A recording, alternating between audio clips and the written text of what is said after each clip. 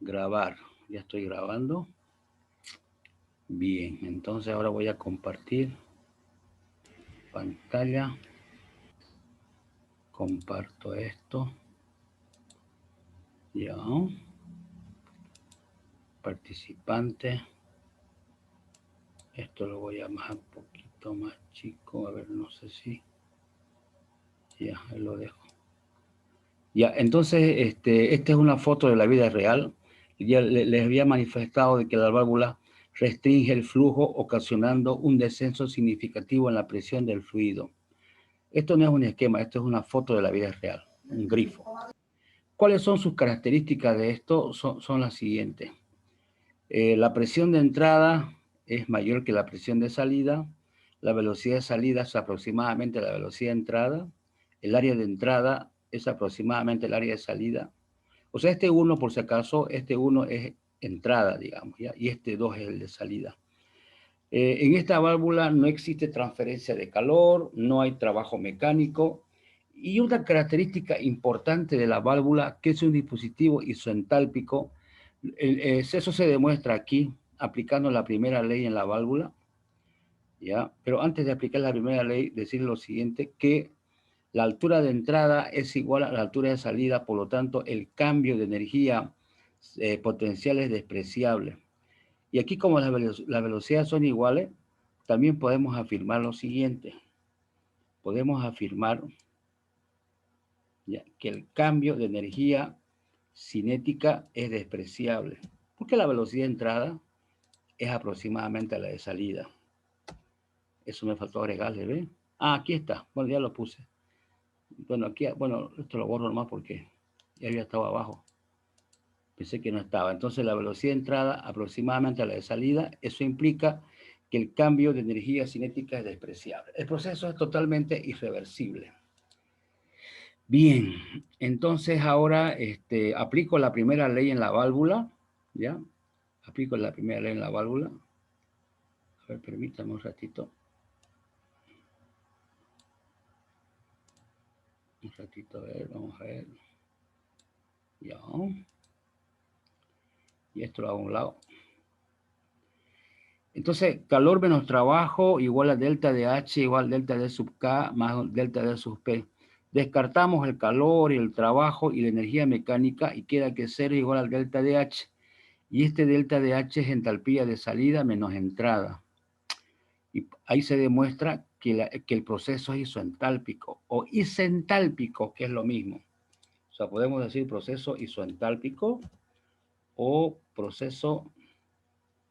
permítanme aquí una hormiga. Ahora sí, ya.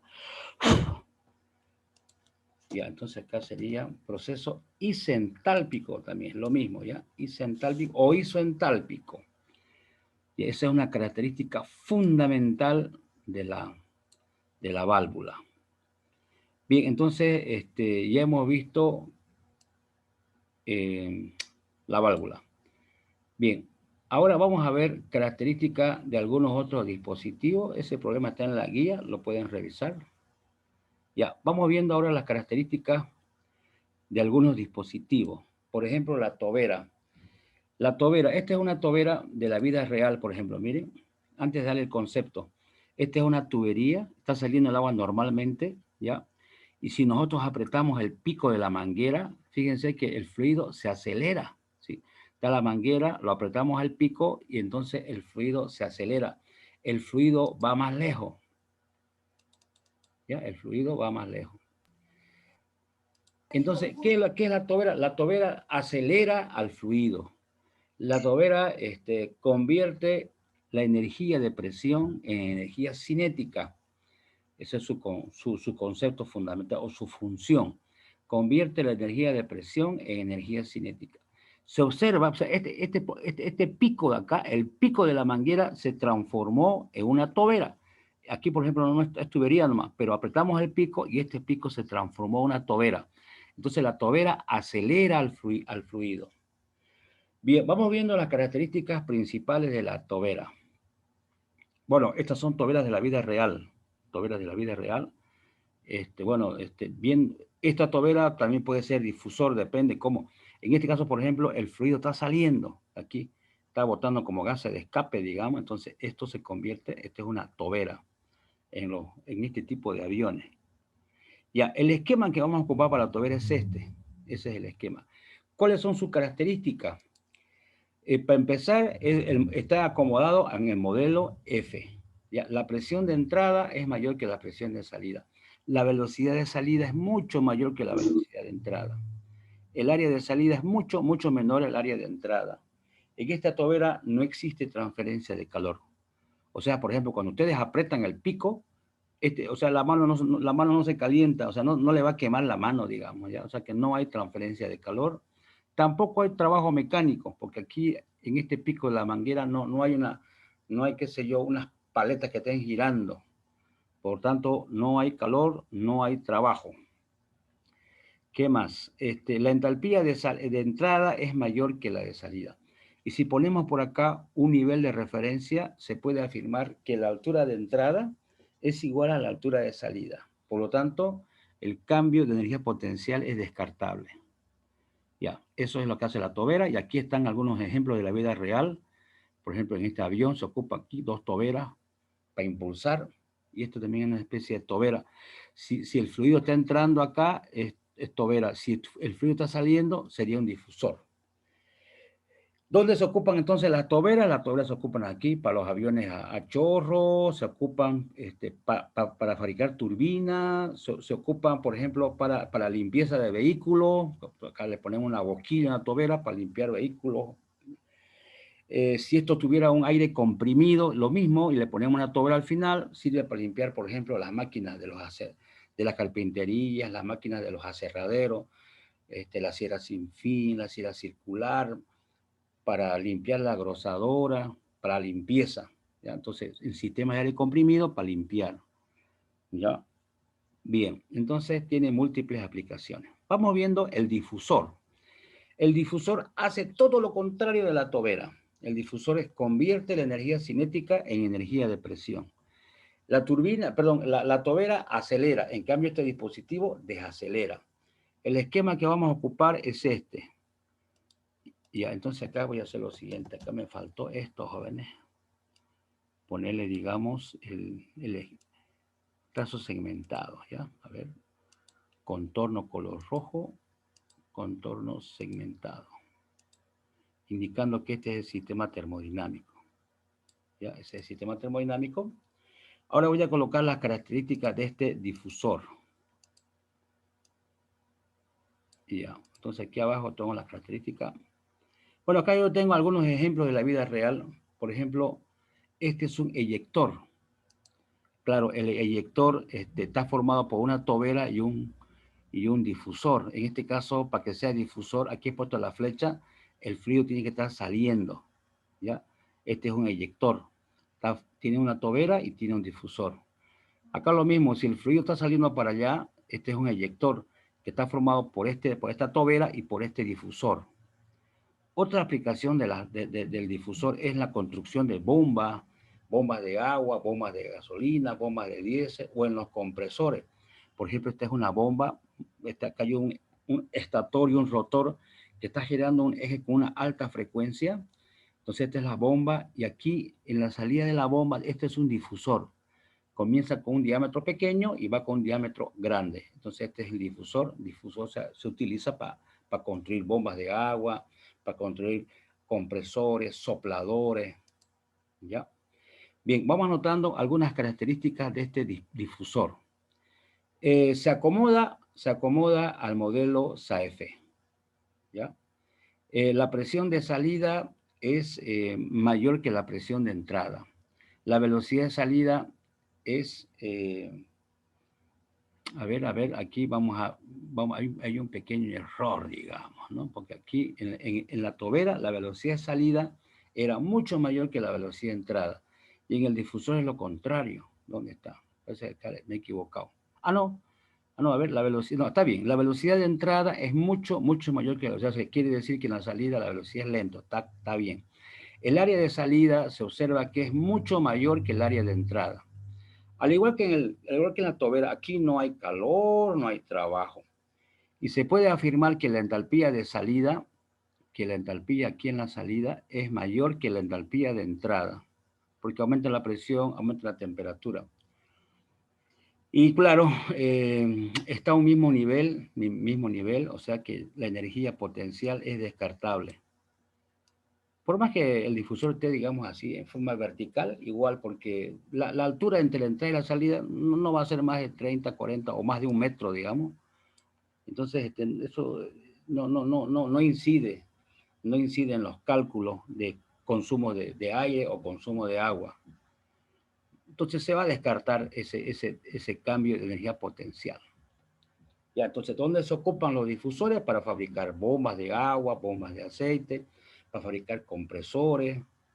Aquí, por ejemplo, en estos eyectores de la vida real. Y ahí entonces su aplicación de los difusores.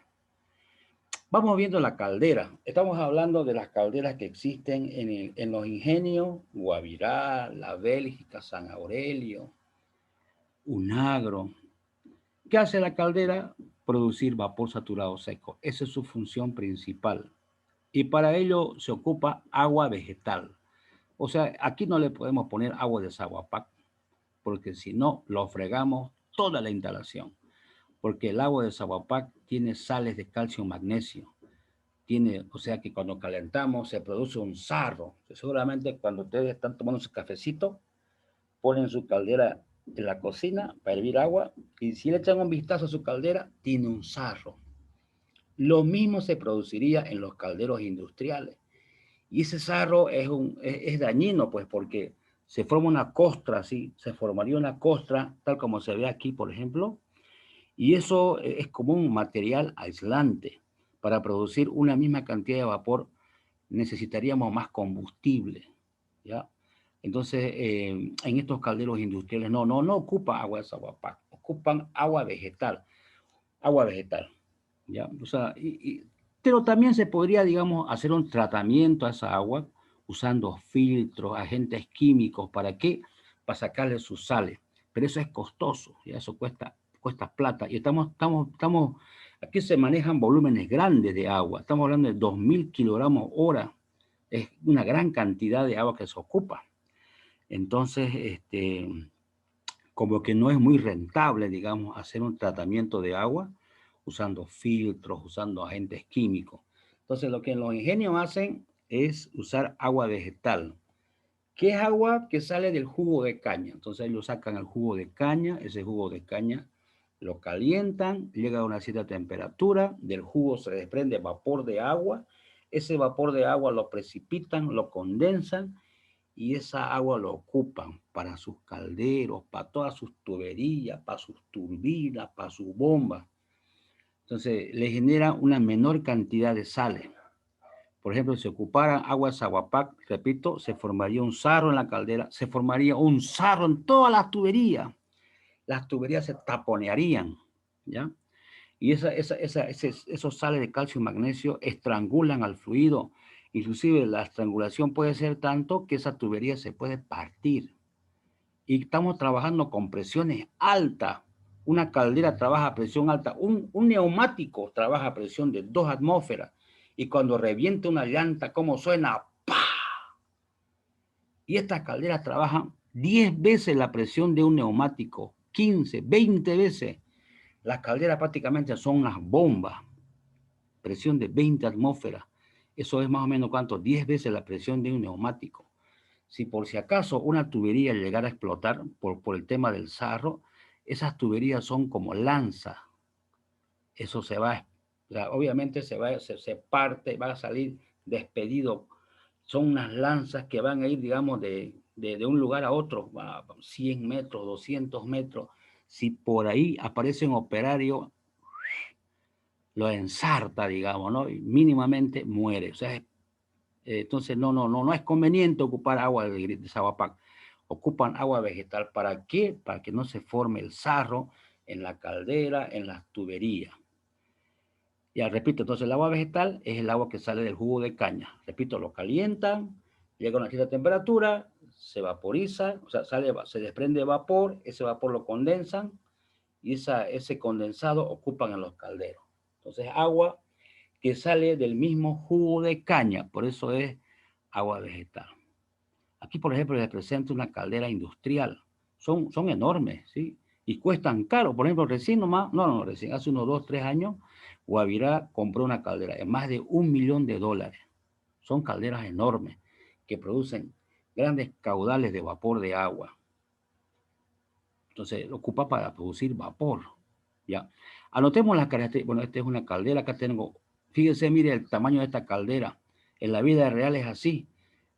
Aquí echa un vistazo uno, está el rojo vivo, pero ahí, por ejemplo, ahí está cayendo bagazo. El bagazo es lo que sale, digamos, de la caña, le sacan el jugo y queda la chala. Entonces la chala lo meten aquí adentro, al hogar de la caldera. Pero esa chala, no lo meten así, chala entera, obviamente, esa chala es previamente procesado, es picado, lo pican, digamos, la chala, y así procesado, picado, lo introducen aquí adentro, y adentro está a 1000 grados, cae por gravedad, y por otro lado meten, digamos, aire, el aire tiene oxígeno. Entonces, prácticamente cuando está cayendo el bagazo picado, se desintegra porque la caldera ahí adentro está a unos 1000 grados y solamente van cayendo ceniza. Aquí caen ceniza y un operario con esta herramienta como eh, así como un rastrillo, digamos, va sacando la ceniza, saca la ceniza en una carretilla y lo bota, digamos. Entonces aquí ustedes no se imaginen que está ardiendo así como una fogata, digamos, el bagazo, no. El bagazo entra, cae por gravedad, en una tolva, cae por gravedad, y ese bagazo se desintegra prácticamente y solamente cae en ceniza. Uno acá cuando espía por esta ventanita, está cayendo la ceniza y un operario o dos están sacando esa ceniza para que no se acumule, digamos, para que no se acumule aquí, porque tiene un piso, digamos, que está a esta altura más o menos, ¿ya? Y esa ceniza lo van sacando cada cierto tiempo y lo van botando. Vamos viendo las características entonces de este caldero, de esta caldera industrial. Estos calderos, este es su esquema, no les he puesto, ¿no? Acá, bueno, pero se supone, acá tiene este caldero, se acomoda más, se puede acomodar a un sistema cerrado, a un sistema SAEF, a un sistema SAEFU. Vamos a tomar en cuenta que se acomode a un SAEF. Para que se acomode a un SAEF quiere decir que su válvula de entrada y válvula de salida están abiertas. O sea que está entrando 2000 kilogramos de agua líquida y está saliendo 2000 kilogramos de vapor. Entonces, asumiendo que esta caldera, si el sistema es abierto de estado flujo estable, entonces se cumplen estas características. Entonces, estamos partiendo de que es un SAEF, porque esta caldera también puede ser sistema cerrado. Le ponemos válvula acá abajo, válvula arriba, y la cerramos la válvula, sería un sistema cerrado. Y si nosotros cerramos las válvulas de entrada y solamente abrimos la de arriba, de vapor, entonces sería un SAEFU. Y si cerramos la válvula de salida y solamente mantenemos abierta la de entrada, igual es un SAEFU. Ya, pero entonces aquí está condicionado, ¿no? Estamos condicionando. Si el sistema es abierto, de estado flujo estable, entonces se cumplen estas características. Aquí en la salida, la calidad es 1, por ley. La presión de entrada es igual a la presión de salida. Aquí descartamos el cambio de energía cinética, eso nada que ver. En la caldera existe transferencia de calor y para generar ese calor se quema algún tipo de combustible sólido, líquido o gaseoso. Sólido puede ser leña, puede ser bagazo. Líquido puede ser diésel, gasolina. Y si es vapor, gas natural. ¿Ya? Pero eso, para generar este calor es con plata. Necesitamos un tipo de combustible. O sea, el bagazo es residuo, digamos, es la chala de la caña, pero eso también es plata, porque ese bagazo se puede ocupar para hacer alimento balanceado para los animales. O sea que eso o sea, se ocupa, digamos, ¿no? Eso tiene cierto valor. Ya, pero acá lo ocupan, si uno va a un ingenio, se ven así unas montañas de bagazo. Ese bagazo sirve para su combustible. No lo botan, ¿no? Si les sobra, digamos, hacen alimento balanceado para los animales. Ya, en la caldera no hay trabajo cero. La entalpía de salida mayor que la de entrada. Descartamos la energía potencial, ¿ya? Y la temperatura de entrada va a ser igual a la de salida, si solo si a la caldera entra líquido saturado húmedo. Pero si está entrando líquido subenfriado, la temperatura de salida es mayor. Eso está indicado acá. Acá, repito, la caldera trabaja con agua blanda, agua tratada o agua vegetal. No, aquí no le ponen agua de Saguapac. Lo fregarían todo el sistema. Bien, entonces ya hemos visto la caldera. Ahora, esta caldera produce vapor saturado seco. Aquí adentro, ahí mismo se encuentra el recalentador, aquí adentro. Esto, digamos, es el hogar de la caldera. Ahí mismo, adentro, se encuentra el recalentador. ¿Qué hace el recalentador? Aumenta la temperatura del vapor, ¿ya? A ver, acá por ejemplo, tengo un esquema. Esto es un plano. Aquí tengo, por ejemplo, la caldera industrial, ¿no? Hacemos un corte transversal. Un corte transversal. Y aquí, como ustedes han visto MEC 101 y MEC 102, han visto dibujos técnicos. Este es un corte de una caldera. Este es el domo. Este es el domo grande. Aquí tiene un domo chico. ¿Qué es un domo? Un domo es un cilindro que tiene, digamos, a los costados es semiesférico o elipsoidal. Es como una garrafa. ¿Has visto una garrafa? Es cilíndrica, pero tiene sus tapas, ambos lados, tapa elipsoidal o si no, semiesférico. Entonces, así son estos domos. Son cilíndricos, pero están tapados en cada extremo. Son semiesféricos o elipsoidales. Acá tenemos dos domos, un domo grande y un domo chico. Estos dos domos están comunicados entre sí por tubería. Aquí se ven las tuberías, ¿ya? Se ven las tuberías.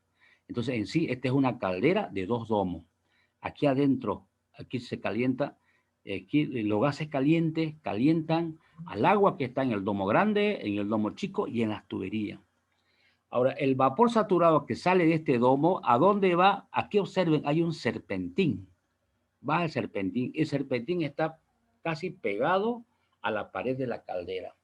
O sea que los gases calientes están yendo al domo, a esta tubería, y también están yendo al serpentín del recalentador. O sea que ese vapor saturado seco que produce este domo pasa por este serpentín y se recalienta. Como estas calderas trabajan a presiones altas, presión de 10, la temperatura es 178 grados, más o menos. Entonces pasa por este serpentín y ese vapor, su temperatura llega a 316, 427. O sea, su temperatura se incrementa. Para eso sirve este recalentador. Por eso dice, aumenta la temperatura, en este caso, del vapor. Ahora, tomando como sistema termodinámico, esto es un sistema, se acomoda al modelo F. La temperatura de salida es mayor que la temperatura de entrada. Este recalentador, al igual que la caldera, trabaja isobáricamente. La presión de entrada es igual a la presión de salida. Tanto en la caldera como en el recalentador, descartamos el cambio de energía cinética. Cero el cambio. Tanto en la caldera como en el recalentador existe transferencia de calor. No hay trabajo cero. Y claro, como estamos aumentando su temperatura, eso implica que su entalpía se incrementa. La entalpía de salida es mayor que la entalpía de entrada. Y acá, por ejemplo, tengo un recalentador que está en mantenimiento. O sea, termina la zafra, en todos los ingenios termina la zafra y lo descuartizan todingo los equipos. La caldera porque una vez que termina la zafra, la caldera pues se va enfriando, pues ya, como ya no está produciendo vapor, se va enfriando de 1000 grados baja a 800, 500, 100 y llega a temperatura ambiente 27. Y de pronto los ladrillos refractarios se van quebrajeando, se van rajando, se van quebrajeando, ya no sirve.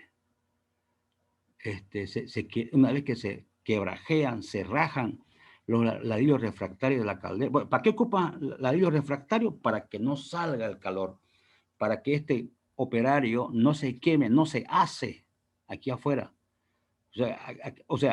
Esto tiene, bueno, tiene una lámina de acero, pero ahí tiene también ladrillos refractarios.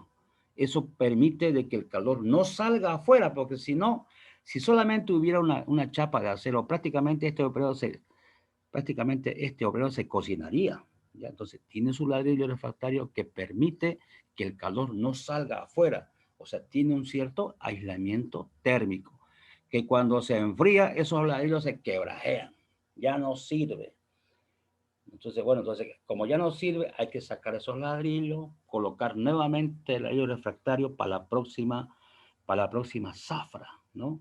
Lo van colocando otra vez su ladrillo, y así, todo el recalentador lo sacan, las turbinas la descuartizan, las bombas también, porque eso tiene que durar toda una zafra, son 3, 4 meses, tiene que estar trabajando día y noche. Entonces, hay un periodo cuando no hay zafra, todo está en mantenimiento. Acá, por ejemplo, las tuberías de recalentado están por los suelos. Están haciendo, cambiando lo que tienen que cambiar y bueno, lo que sirve lo mantendrán. Ya los técnicos verán qué sirve y qué no sirve. ¿Ya? Bien, ahora la pregunta es, ¿pero para qué los ingenios producen vapor? ¿Por qué compran una caldera de $1.000.000? ¿Y por qué en esa caldera, bueno, en la caldera ya les dije que está también el recalentador, ¿no? Y producen vapor. ¿Para qué sirve ese vapor? ¿Por qué invierten tanto para producir vapor? Invierten harta plata para producir vapor, porque con ese vapor los ingenios generan energía eléctrica. O sea que los ingenios no le compran nada de energía a la CRE, porque la CRE, su energía es cara, digamos, ya es cara.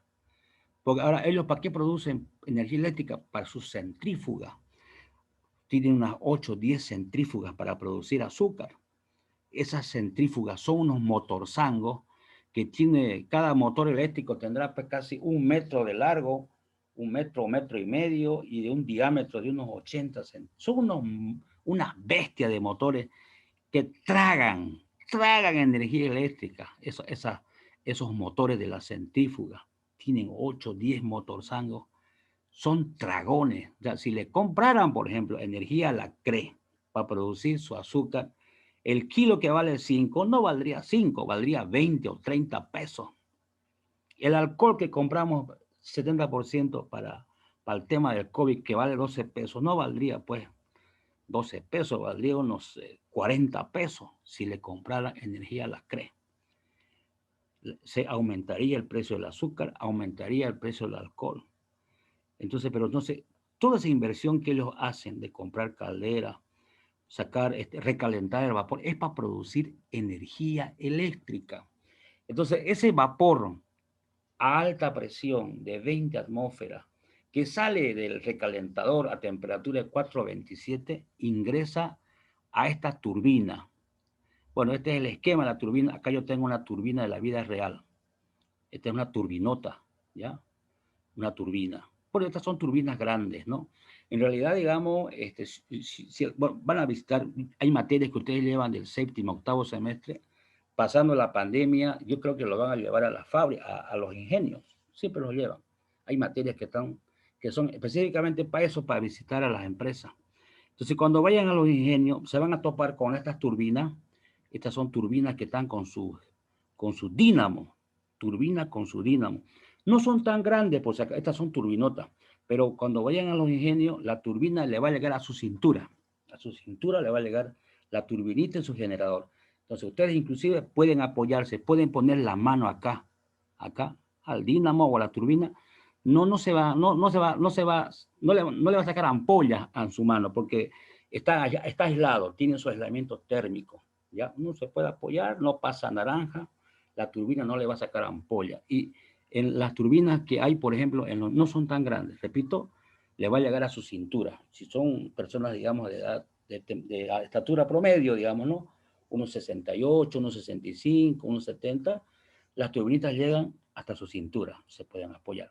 Tienen como unas 10, 20 turbinas, una sala de turbinas. En una columna, bueno, en una línea tienen 10, en otra tienen 10, y cada turbina tiene su dínamo. ¿Qué hace el dínamo? Por física 3, el movimiento rotacional de la turbina lo transforma en energía eléctrica. Entonces ellos tienen su tablero y están mostrando cuánto de energía están produciendo ahí en los ingenios.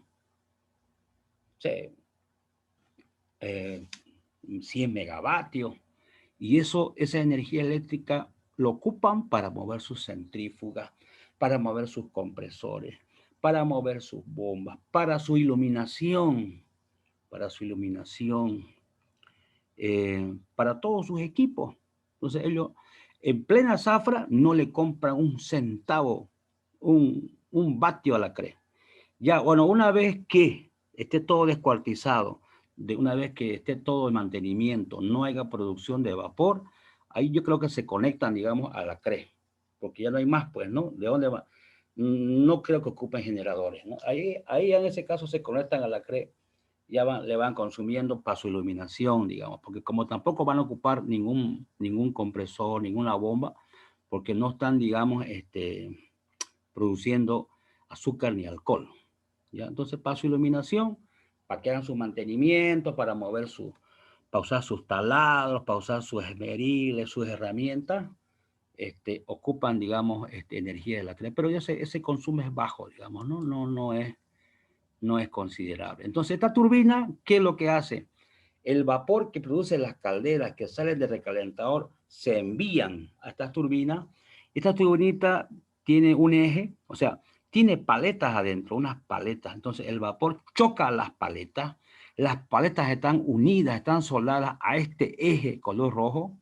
Entonces el eje comienza, ese eje está en ambos lados, tiene rodamiento. Entonces el eje comienza a girar con una altísima frecuencia, 4000 RPM.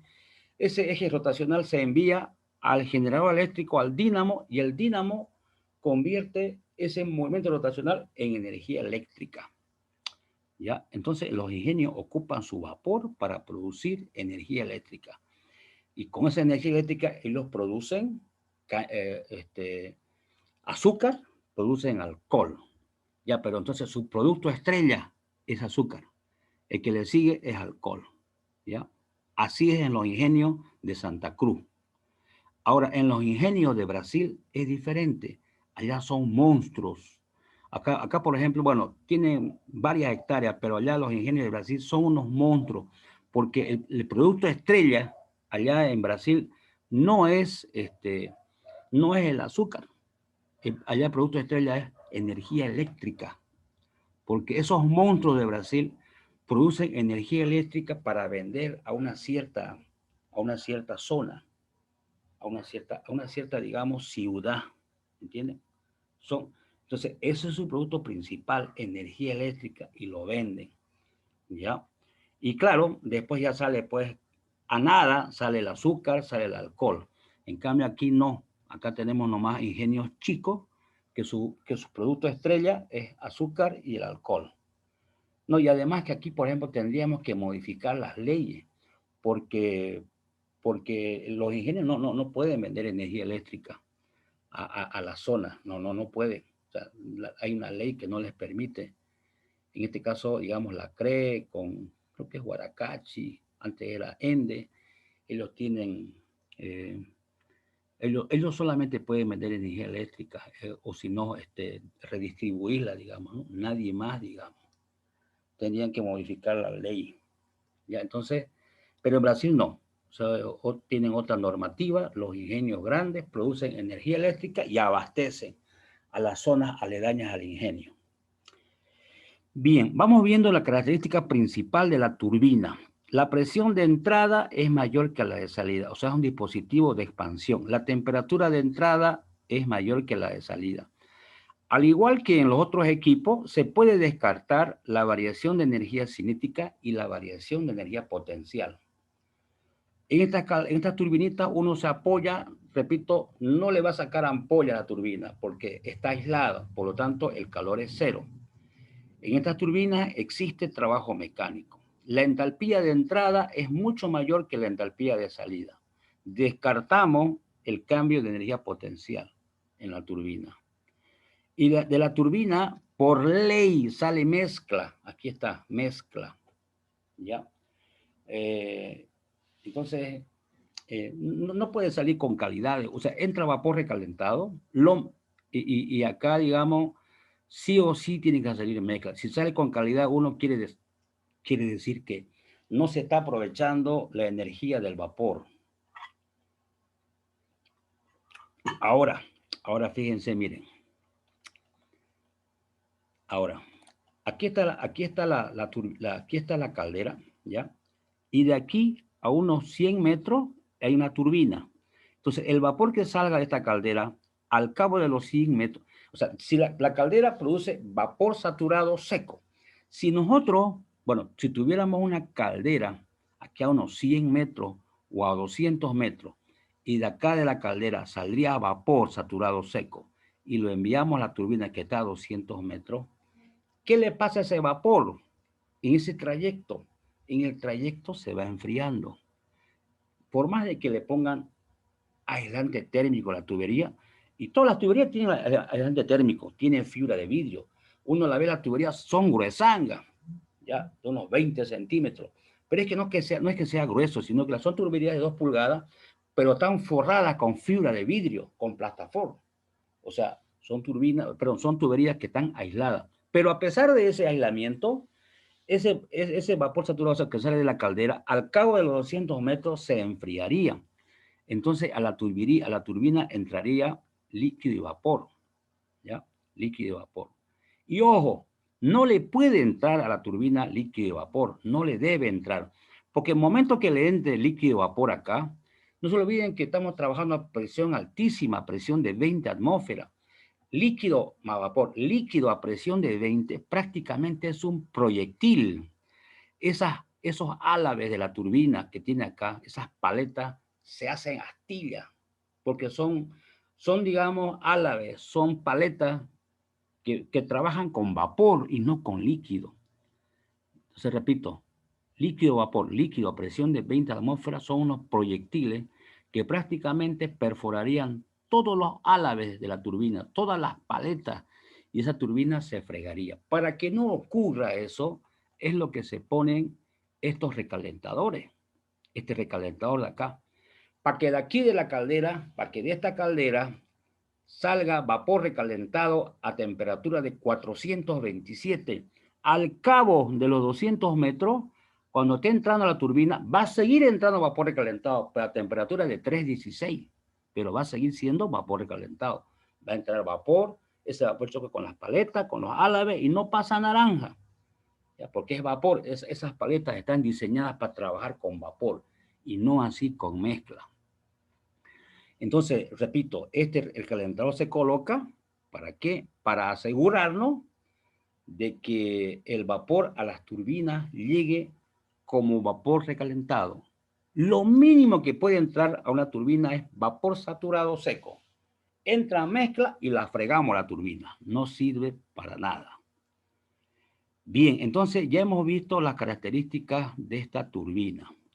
Ahora, lo que sale de la turbina, no se olviden que es agua vegetal. Esa agua no se puede botar, porque producir agua vegetal también cuesta, pues, porque para calentar el jugo, para que se vaporice el jugo, o sea, se ha ocupado una cierta cantidad de calor. Entonces esa agua tiene un costo, ¿ya?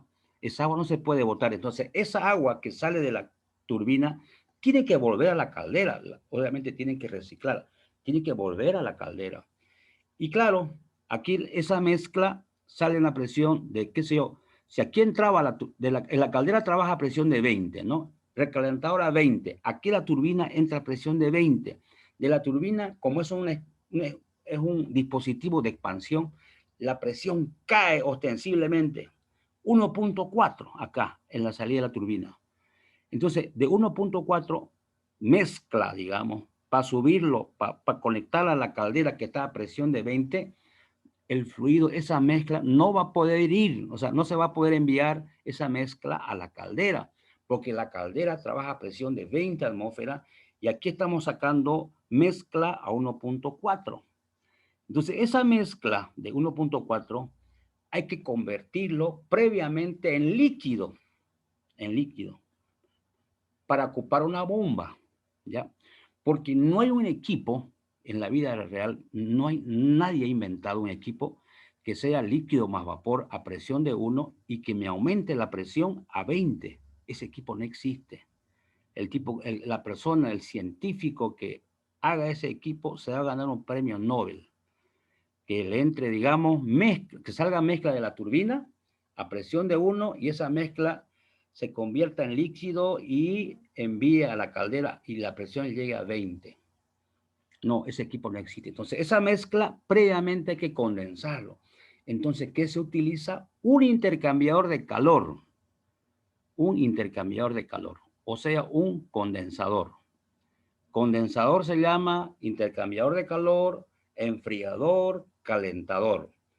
¿Ya? ¿Cuál es su función? Convierte la mezcla, el vapor saturado, acá puedo aumentar si quieren, vapor saturado seco, o el vapor recalentado en líquido saturado húmedo. Entonces, como quiera que entre, si entra mezcla, si entra vapor saturado seco o vapor calentado, ¿qué hace el condensador?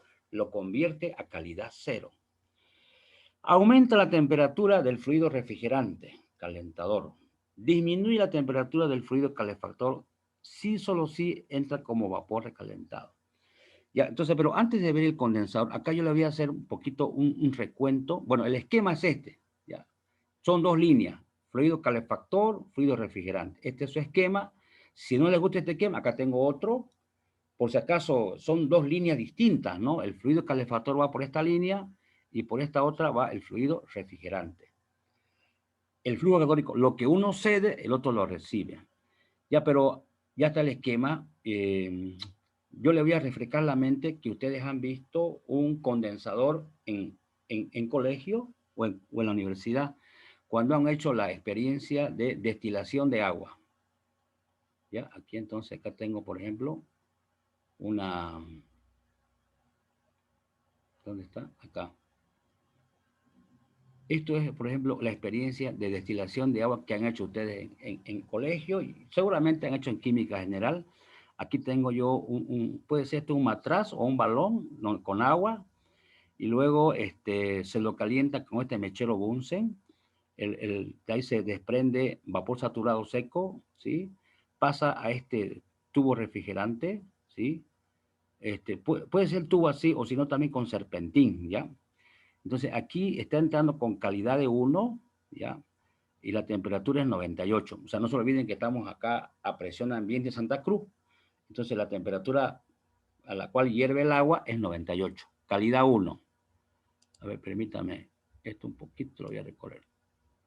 Ahí, ¿ya? Temperatura 98, calidad 1 entra acá.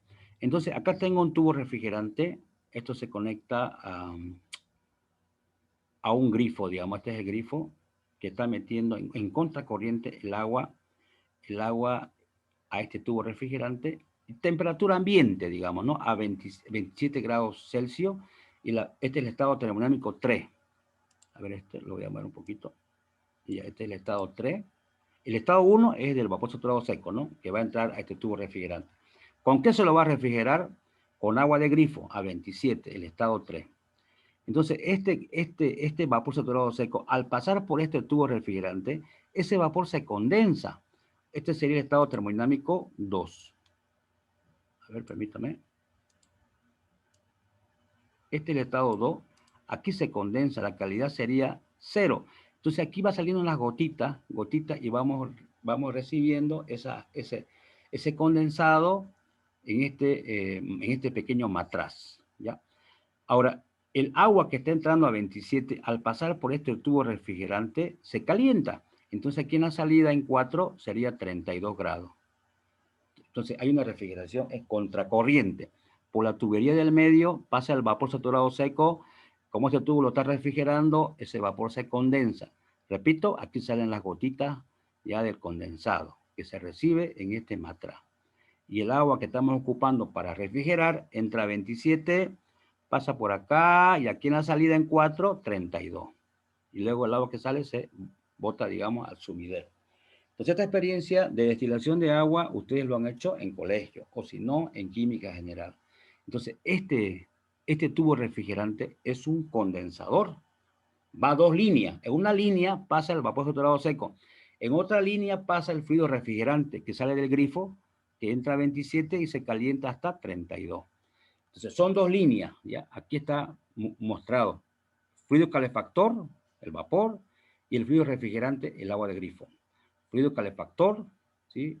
El vapor y el fluido refrigerante que viene del grifo. Entonces son dos corrientes donde no se mezclan las sustancias, no hay mezcla, ¿no? Por un lado pasa vapor que se condensa y por otro pasan fluido refrigerante, líquido subenfriado que entra a 27 y se calienta a 32. Bien, acá tengo, por ejemplo, un condensador industrial, ¿sí? Esto es de vidrio, pues no, esto es de vidrio, eso es en laboratorio, pero ya esto es en la vida real, un condensador grande, ¿no? De acero, ¿ya? Aquí tengo otro condensador de la vida real, de acero. Bien, entonces en este equipo, en estas dos líneas, en la línea acá, de 1 a 2 o de 3 a 4, trabaja isobáricamente, o sea, la presión 1 es igual a la presión 2, la presión 3 es igual a la presión 4, o sea que ambas líneas trabajan isobáricamente. ¿Qué más? Al igual que en los otros equipos, se descarta la variación de energía cinética. También descartamos la energía potencial, ya está por acá, descartamos la energía potencial. Bien.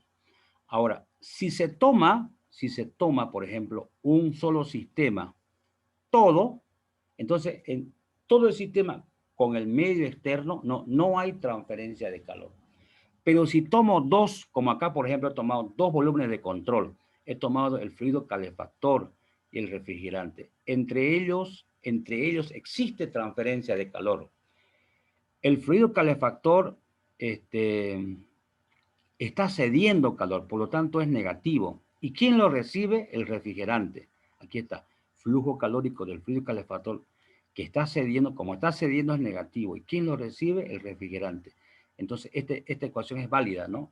Flujo calórico del fluido calefactor negativo es igual al flujo calórico del fluido refrigerante. Y también se cumple con calor total o con flujo calórico. Ya, continuando. Claro, lo que yo les decía, ¿no? Si se toma dos volúmenes de control, el calor del fluido calefactor negativo es igual al calor del fluido refrigerante, o si no, en función del flujo calórico. No hay trabajo mecánico. La entalpía en 1 es mayor que en 2.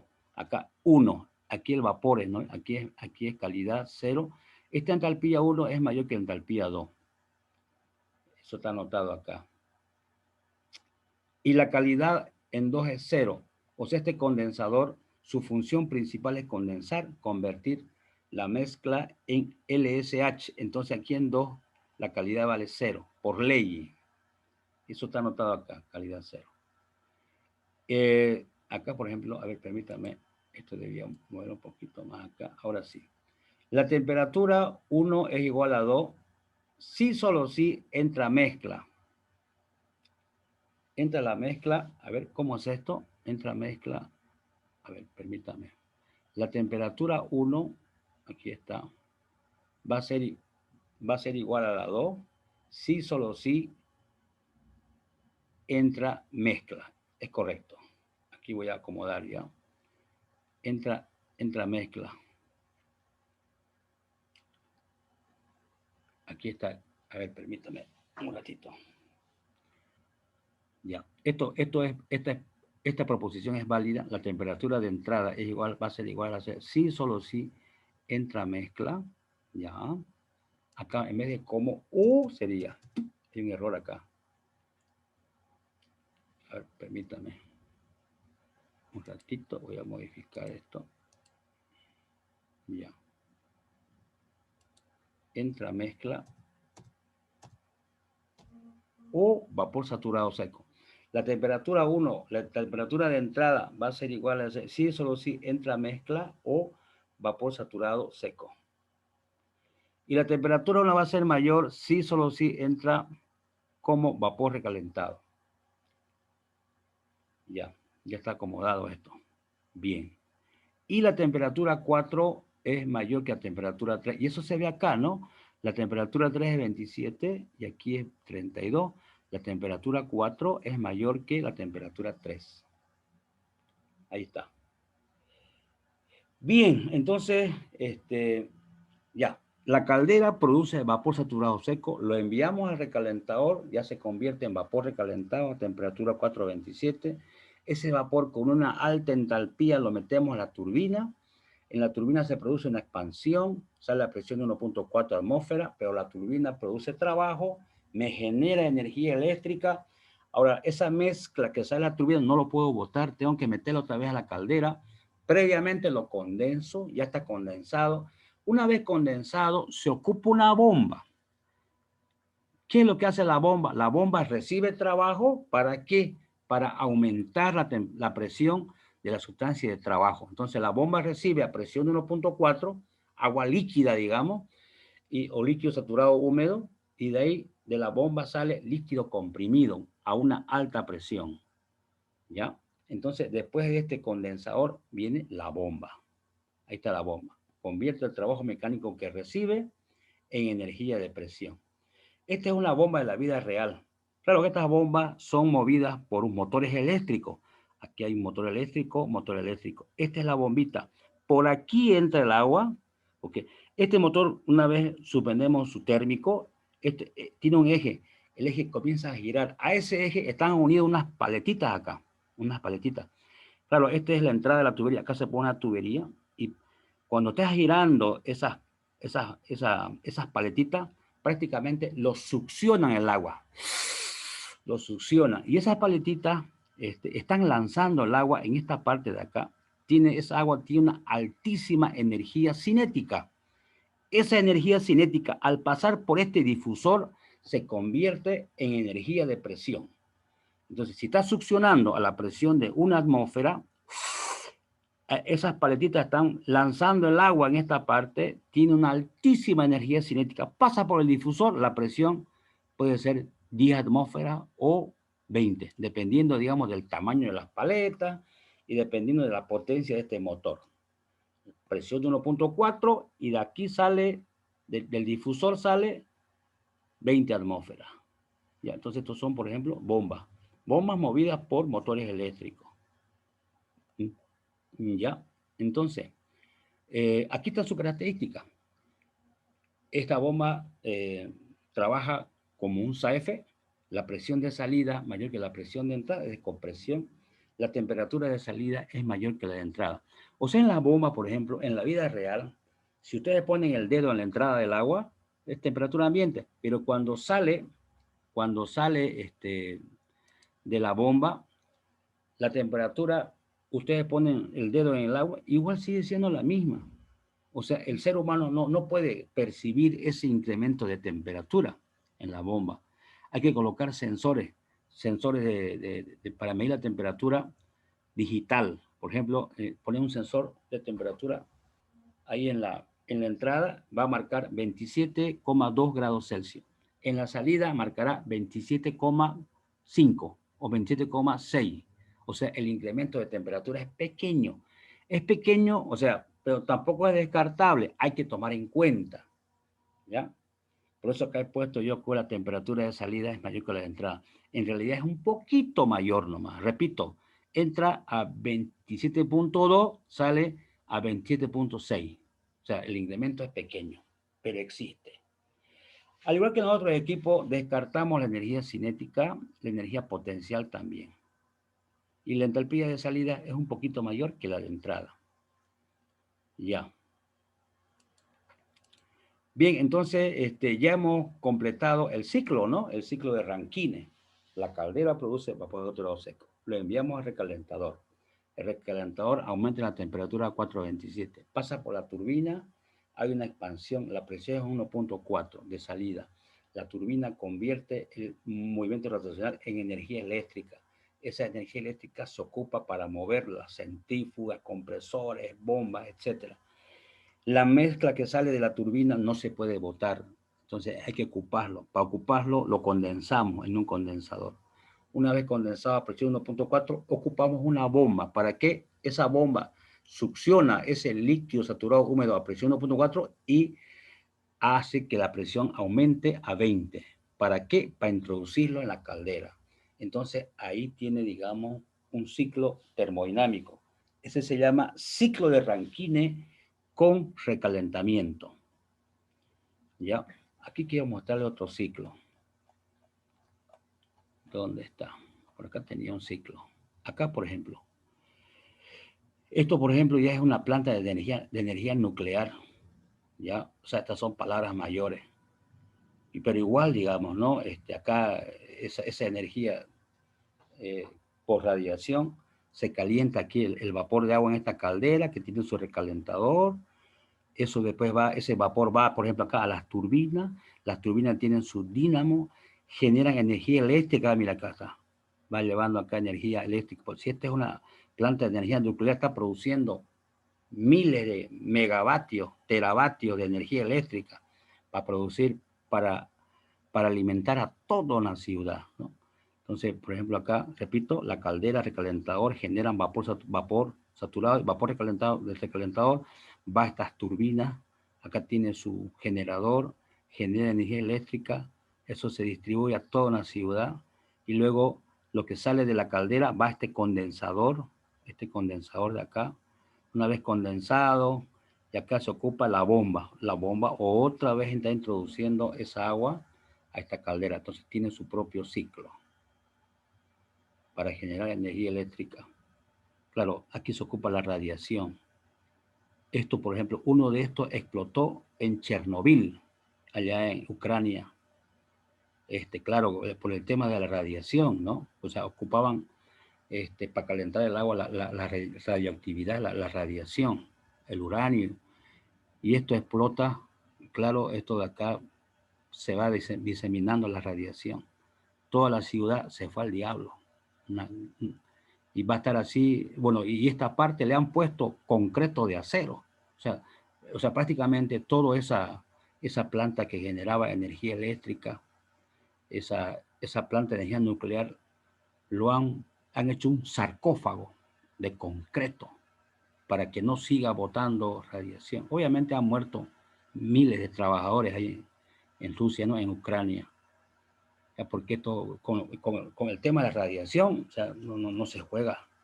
Pero bueno, han hecho un sarcófago con cemento, con fierro, para que no salga la radiación. Y así va a tener que estar, bueno, ya ha estado más de 30 años, va a seguir, no sé, unos siglos más así, para que, digamos, esa zona se pueda, para que la zona aledaña donde alimentaba energía eléctrica se pueda vivir. En este momento está todo evacuado, nadie vive por ahí.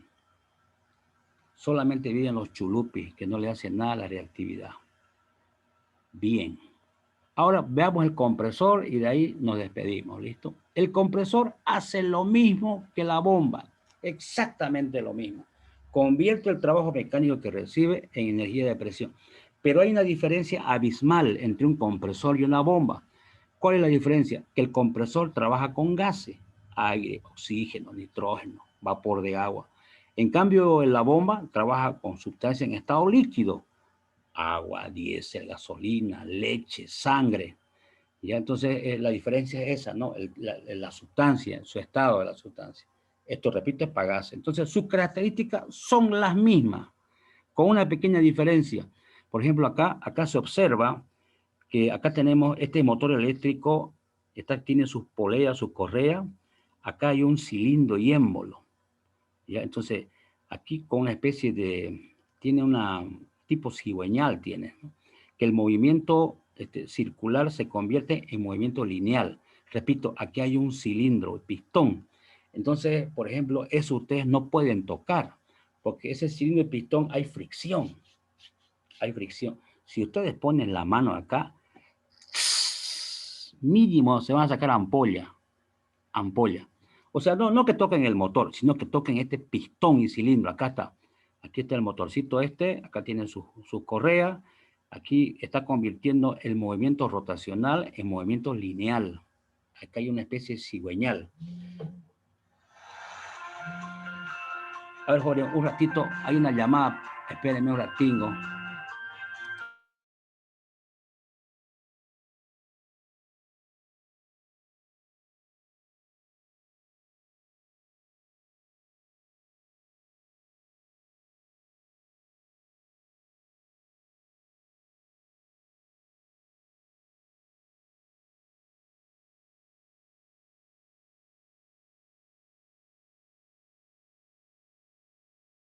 Bueno, jóvenes, bueno, una llamada, pero bueno, no quiero responder porque quiero terminar de una vez esto, ¿ya?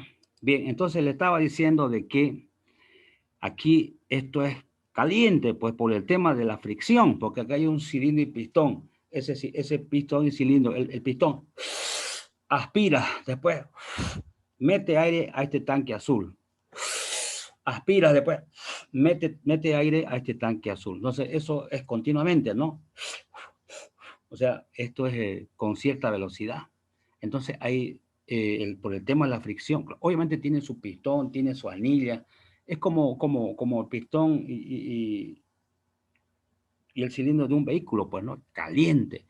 El pistón y cilindro de un vehículo se lo refrigera con agua, ¿sí? Se refrigera con agua, agua que tiene su propio ciclo. Ahora, hay compresores grandes y se van a topar con los ingenios, unos compresores enormes que tienen su propio ciclo de refrigeración. Por ejemplo, este compresorcito se ve que es refrigerado por aire nomás, pero cuando el compresor es grandote, industrial, que está utilizando, está enviando grandes cantidades de aire, ese compresor se refrigera con agua, tiene una camisa de agua, que tiene su bombita de agua, tiene su radiador, eso aparte, ¿ya? Entonces, pero esto es caliente, ¿ya? Ustedes ponen la mano acá, mínimo ampolla, ¿eh? Y entonces la única característica que cambia entre la bomba y el compresor es el calor. En la bomba no había transferencia de calor. En cambio, en este equipo sí hay transferencia de calor por el tema acá de la fricción. Pero ahora hoy en día ahí se ocupa más, bueno, este tipo de compresores van a encontrar ustedes donde inflan neumáticos, también hay en las industrias, aunque en la industria están ocupando ahora un nuevo compresor, el compresor a tornillo. O sea, es más eficiente, no hay fricción. El hecho de que no haya fricción ya aumenta su eficiencia. Entonces, ahora, por ejemplo, repito, en la industria están ocupando mucho el compresor a tornillo, ¿ya? Pero bueno, este es un compresor con cilindro y émbolo. Y este es el esquema de un compresor centrífugo. Este es el alternativo. O sea, este de acá está ocupando un compresor alternativo que tiene cilindro y pistón. Y este es un turbocompresor, o sea, compresor movido por una turbinita, este turbocompresor. A ver, las características, repito, son las mismas que de la bomba, ¿no? La presión de salida mayor que la de entrada, la temperatura de salida mayor que la de entrada, no hay variación de energía cinética, acá existe transferencia de calor, hay un trabajo mecánico que es negativo, porque este compresor recibe trabajo, aquí le voy a poner negativo, me faltaba eso, porque recibe trabajo. La entalpía de salida es mayor que la de entrada. Se puede descartar la variación de energía potencial y esto es importante en el turbocompresor. La potencia que produce la turbina, ¿quién lo recibe? El compresor, ¿ya? Por ejemplo, este es el compresor y esta es la turbina. Lo que la turbina produce, acá hay un eje que se comunica entre ellos. Y esto se ocupa bastante en los turbos de los vehículos para aumentar la potencia. Por ejemplo, en los turbos de los vehículos, en el compresor succiona aire del medio ambiente y ese aire del medio ambiente es introducido a la cámara de combustión. No se olviden que el aire tiene oxígeno y nitrógeno, 21% de oxígeno. Y ese oxígeno cuando entra a la cámara de combustión hace que mejore la combustión. Y por la turbina, ¿qué pasa? Pasa por los gases de escape. Esos gases de escape que tienen una alta entalpía, una cierta presión, pasa por la turbina y luego sale. Se enfría los gases de escape y van saliendo. Y esos gases de escape se botan, digamos, al medio ambiente. Ya, pero por acá, entonces, por la turbina, en un vehículo que tiene turbo, pasan los gases de escape que salen de la cámara de combustión. Repito, que tiene una alta entalpía y una relativa alta presión. ¿Ya? Y repito, por el compresor succiona aire y ese aire lo introduce a la cámara de combustión. Repito, el aire tiene oxígeno y tiene nitrógeno. Bien, quedamos acá. Vamos a continuar con esto el día miércoles. Vamos a hacer un problema. Ya tengo previsto, jóvenes, cuándo tomar el final. ¿Ya? Y de todas maneras, yo les confirmo el día miércoles. Ya tengo mi cronograma hecho. Incluso he reservado mis aulas, jóvenes. Va a ser presencial Ya, ojo, no es obligatorio, ¿ya? O sea, aquí no voy a obligar. Aquí la persona que no quiera venir, no venga. Yo le tomo igual nomás por Zoom, oral ahí unos 10 minutitos, le voy a tomar, ¿ya? Aquí la persona que esté enferma, que no quieran venir porque viven lejos, ¿ya? No, se conectan por Zoom y como voy a fijar, digamos, en hora de clase, aquellos que no puedan venir, como tenemos casi hora y media, digamos, y van a ser unos 10, me imagino, los que no puede, o 5, no sé cuánto irán a hacer. Entonces lo voy habilitando uno por uno, ¿no? Entra uno, o sea, cuando quieren entrar a Zoom, se aparecen hartos, ¿no? Entonces habilito primero uno, pum, ese entra, eso, le pregunto unos 5 minutitos, 6 minutos y ya lo despido, pum, habilito otro, así, hasta que acabe, digamos, con aquellas personas que no puedan, digamos, venir. Ya he reservado un aula grande, el 26005. Como ustedes son, a ver cuántos son, 54 alumnos, ¿no? Esa aula como para 150 alumnos, digamos. Entonces, el aula ya está reservada 26005. Ya, de todas maneras, la próxima clase le doy la hora exacta, el aula y todo lo demás. Bien, ¿alguna consulta antes que nos despidamos, jóvenes? Ingeniero, una pregunta tengo. Dígame, Durán. Las tablas que vamos a usar para este segundo parcial va a ser la misma, ¿no? La que vimos, tenemos para el primer parcial que vimos. Las mismas, porque ahí va a encontrar usted la entalpía. La entalpía. ¿O va a entrar otras tablas? No, esa es la misma, porque en esa misma tabla está la entalpía y está la entropía.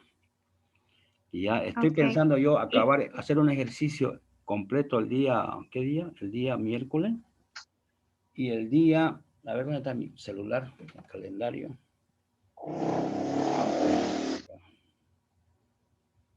A ver. ¿Dónde está? Hoy es 22, ¿no? Sí, Ya, hoy es entonces 22. el día miércoles 24 hago un ejercicio y el día lunes 29 hablaremos algo de entropía, ¿sí?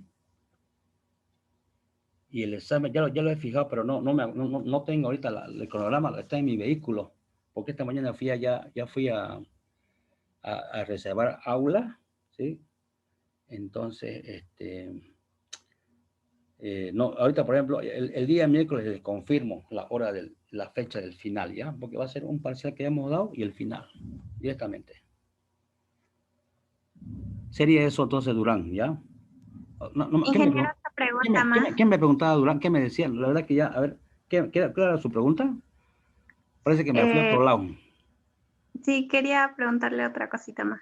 No, pero ¿cuál era su primera pregunta? Su primera pregunta, ¿cuál era? Parece que me desvié. Sobre las tablas, Ah, ya, ingeniero. no, usted ocupe nomás la que le he dado, digamos, ¿no? Ahí está la entalpía y la entropía, ya, está bien. ¿Otra consulta? Ok. Otra pregunta más tenía. Con respecto al examen oral, ¿va a ser de todo? Claro, pues finales. Yo le puedo preguntar, a ver, explíqueme el ciclo de Rankine, lo que voy a avanzar, digamos, el próximo miércoles. A ver, explíqueme qué diferencia existe entre entropía y entalpía. Una pregunta. Otra pregunta, Ay, ¿qué sustancia pasa, por ejemplo? Indíqueme 3 sustancias que se sublimen a presión ambiente. O sea, cosas que hemos visto, pues, ¿no? Unas 3 preguntas y no ¿y es más. cuántas preguntas más o menos podrían ser? O le puedo poner un problema, a ver, calcule el caudal másico, ¿no? Y ahí, clarito va a ser. A ver, explíqueme, o sea, son preguntas teóricas, pues, ¿no? Y hay 30.000 preguntas teóricas.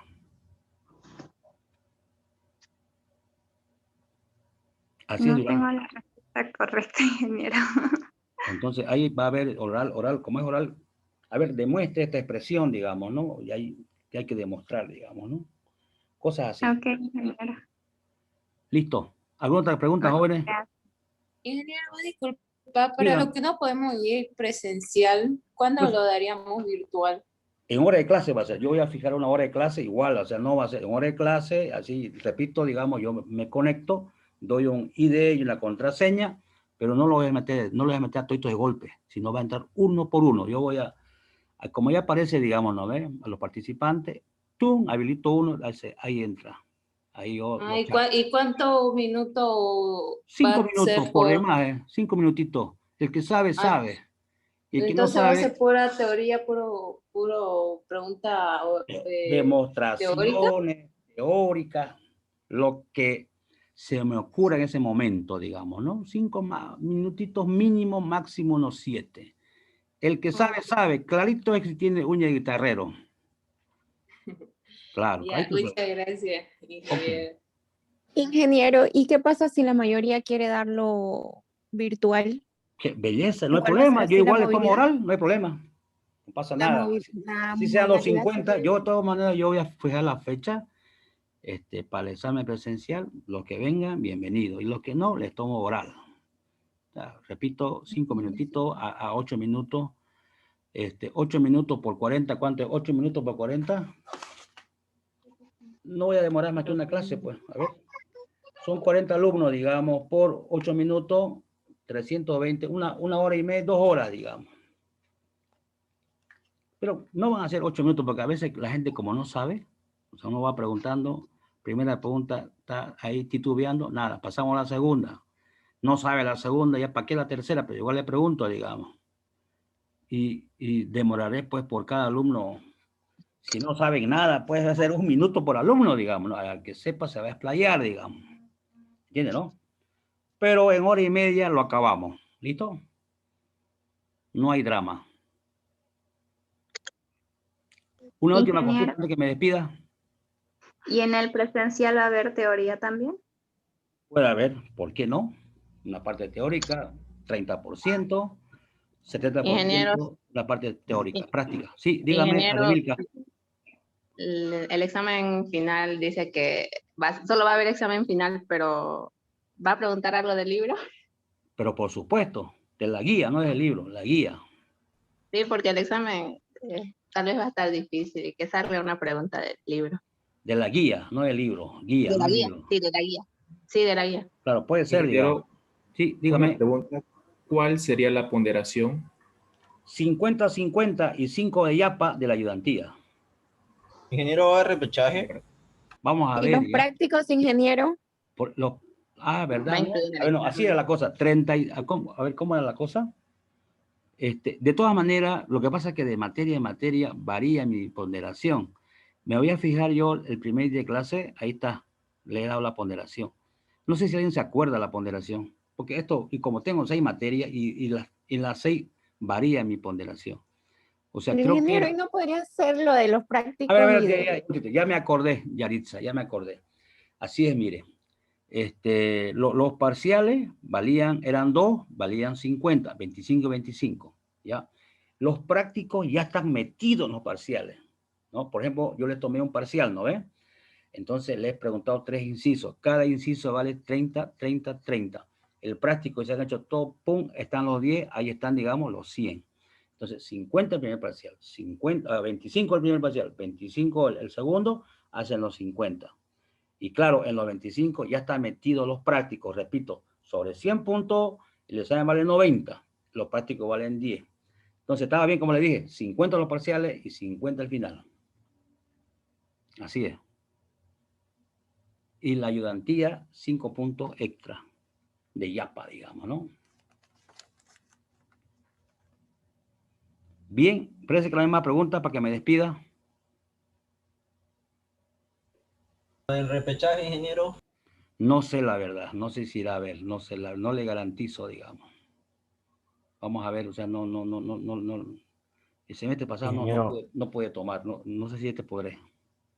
Ingeniero, ¿nos Sí. podría dar la nota del primer parcial, por favor? Obviamente que le voy a dar, pero no ahora, digamos, ya yo veré cuándo. Obviamente le tengo que dar sí o sí. Tengo que decir, usted tiene 60 el primer parcial y el final tiene 40. O sea, yo antes de mandar la nota al CPD, tengo que dárselo las notas acá, por ejemplo, al administrador. Yo tengo que mandarle a Fabiola las notas finales. Y después decirle, no, les mando las notas finales y le digo, Fabiola, aquí está, este es mi número telefónico, pueden preguntarme, consultarme si no están de acuerdo de tal hora a tal hora, por decir, qué sé yo, de las 8 de la mañana hasta las 2 de la tarde.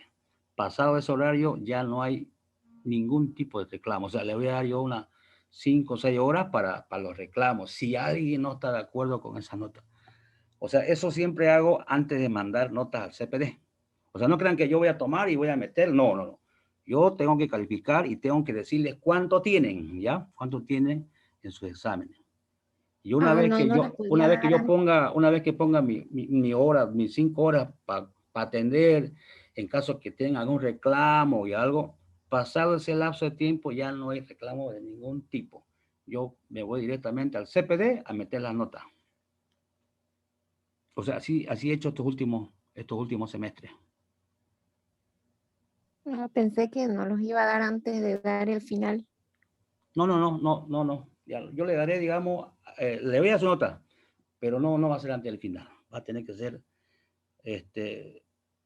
yo le voy a dar su primer parcial y su final. Usted tiene que saber. Yo tengo que darle la nota a la administradora Fabiola. Entonces, porque hay gente que no va a estar de acuerdo, digamos, por ley, siempre hay unos 3 o 4. Entonces, yo les pongo un horario para atenderlo por teléfono. ¿Ya? Y yo, si quiere ver su final, ahí, de repente los finales yo lo puedo dejar allá en sala docente para que usted, o si no, mandarles una foto. Vamos a ver, ¿ya? Vamos a ver. Vamos a ver cómo hacemos. Pero la cuestión que yo tengo que decirles cuánto tienen. Y ustedes tienen que estar conformes con su nota de aplazado o de aprobado. No están de acuerdo, yo los atiendo. Hay 5 o 6 horas para atender. O sea, aquellas personas que no están de acuerdo, digamos. Yo los atiendo y de pase ese horario ya puedo ir tranquilamente al CPD. Ya, para dejar las notas, digamos, ¿no? Y el que no vino a reclamar, mala suerte, ¿no? Mala suerte. Pero yo siempre doy unas 5 o 6 horitas para atender a aquellos que no están de acuerdo. Y los atiendo uno por uno, vía teléfono.